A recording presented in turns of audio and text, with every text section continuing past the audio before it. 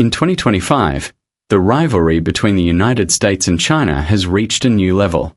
Some call it competition, others call it a confrontation, but more and more analysts are calling it the new Cold War. This struggle is not just about weapons or ideology, it is about technology, trade, global influence, and migration. From the South China Sea to Silicon Valley, from Washington to Beijing, every decision made by these two giants is reshaping global politics. But what does this mean for the rest of the world? For developing countries? For global stability? And could this rivalry escalate into something even more dangerous?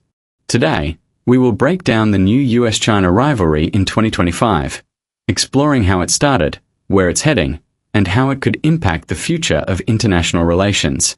Stay with us until the end, as we reveal how this Cold War is different from the one between the US and the Soviet Union.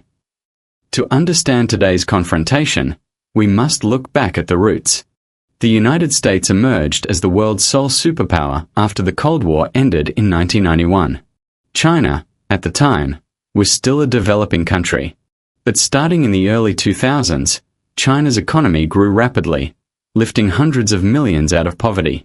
By 2010, it had become the world's second-largest economy. Washington initially welcomed China's rise, believing it would eventually adopt Western-style democracy and capitalism.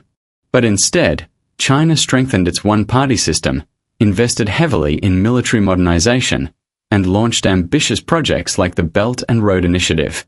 For the US, alarm bells rang when Beijing began expanding influence in Asia, Africa, and Latin America.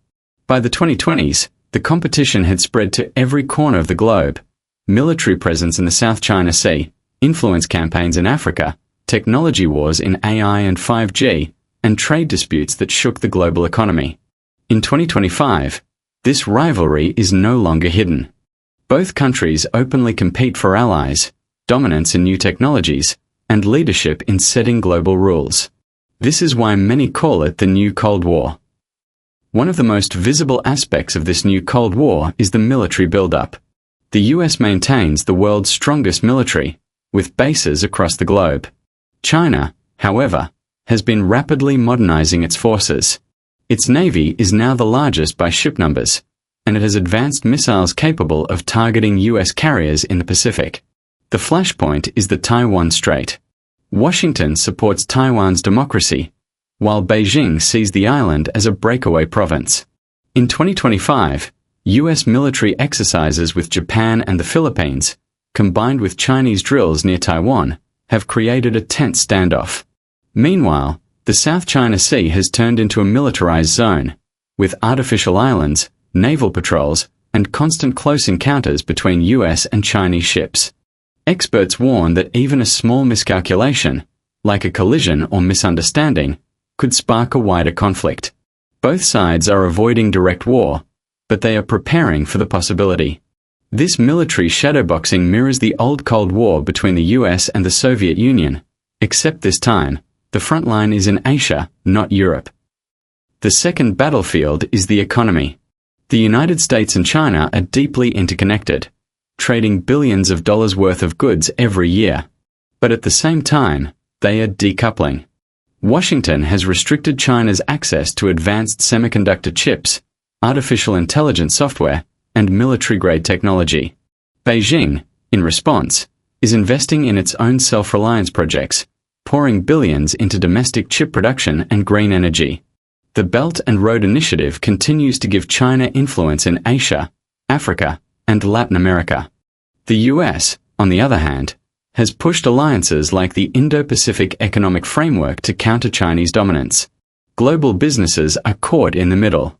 Companies like Apple, Tesla, and Intel are moving production out of China to countries like Vietnam, India, and Mexico. But the transition is costly and slow. For ordinary people, this economic rivalry means higher prices, disrupted supply chains, and uncertainty in global markets. This economic Cold War is less about trade tariffs and more about who will control the technologies of the future: AI, quantum computing, green energy, and space exploration. If the old Cold War was about nuclear weapons, the new Cold War is about technology. Artificial intelligence is at the center. The US leads in software innovation, but China has an edge in data collection and government-backed research. Both nations are racing to create autonomous weapons, smart cities, and advanced surveillance systems. 5G networks, satellite internet, and space exploration are other front lines. China's Beidou satellite system rivals the US GPS, while both countries are building lunar bases and competing for dominance in space mining. Cyber warfare is another battlefield. Hackers linked to both nations constantly target infrastructure, government databases, and companies. The risk of a cyber Pearl Harbor, a massive digital attack, remains high. Technology is no longer neutral. It is political. Whichever nation sets the global standards in AI, cybersecurity, and space will likely dominate the 21st century. This makes the tech race arguably the most important aspect of the new Cold War. No Cold War is fought alone. Alliances matter. The US maintains strong partnerships through NATO, the Quad, US, India, Japan, Australia, and close ties with Europe. China, meanwhile, is deepening relations with Russia, Iran, and countries in Africa and Latin America. The BRICS expansion in 2025, bringing in new members, has given China another platform to challenge Western dominance. Many developing countries prefer China's model of investment without political interference compared to Western aid, which often comes with conditions. However, not all allies are firmly on one side. Nations like India try to balance between Washington and Beijing, taking advantage of both relationships. The European Union, too, finds itself in a difficult position, dependent on Chinese trade but aligned with US values. This global tug-of-war means that smaller countries are not just bystanders, they are active participants shaping the balance of power. The new Cold War is, in many ways, a battle for the global South. While the rivalry plays out in boardrooms, parliaments, and military bases, ordinary people are also affected. Students from China studying in the US face visa restrictions. American businesses in China face tighter regulations. Workers in supply chains feel the pressure of rising costs and relocations. Migration is another dimension.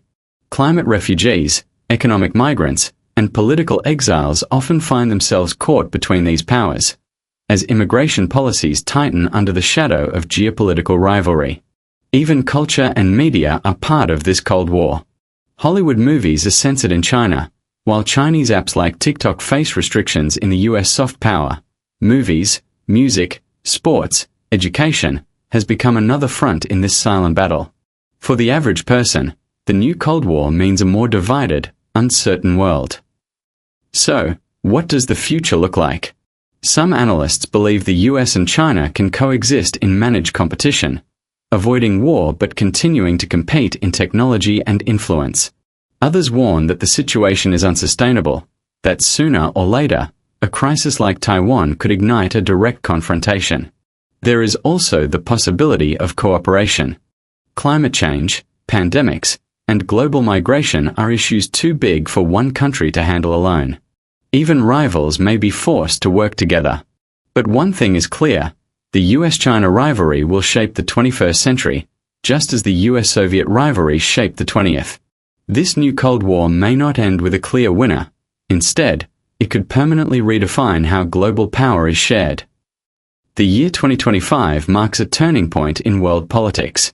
The US and China are locked in a rivalry that touches every aspect of life, from the prices we pay for goods to the technologies we use, from the security of nations to the future of migration. This new Cold War is not just about two countries, it is about the entire world. The choices made in Washington and Beijing today will echo across the globe for decades to come.